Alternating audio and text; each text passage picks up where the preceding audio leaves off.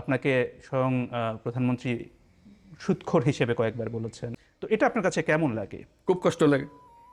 যে জিনিস বাংলাদেশের জন্য নোবেল পুরস্কার এনে দিল, সেই দেশের প্রধানমন্ত্রী এরকম তাকে হেলা করবে, তাচ্ছিন্ন করবে, অপমান করবে, এটা তো কারো ভালো লাগার কথা না। দেশের মানুষেরও ভালো লাগার কথা না, আমাদের তো নই। আমরা এটা সৃষ্টি করেছি, আমাদের হাতে গড়েছে। এটা ভুল থাকলে প্রতিষ্ঠান আছে, প্রাতিষ্ঠানিক সমাধান আছে। গ্রামীণ ব্যাংকের এখন তো নানা প্রতিষ্ঠান হয়ে গেছে মাইক্রো ক্রেডিটের। গ্রামীণ ব্যাংকের এখনও সুদের হার হলো সর্বনিম্ন যত আছে তাদের মধ্যে, এবং সুদের হার নিয়ন্ত্রণ করার দায়িত্ব হলো মাইক্রো ক্রেডিট রেগুলেটরি অথরিটির কাছে, এটা আর কারো কাছে না। কাজে যেটা সরকারি প্রতিষ্ঠান, সরকার তো বলতে এর বেশি দিতে পারবে না, ফুরিয়ে গেছে না কথা।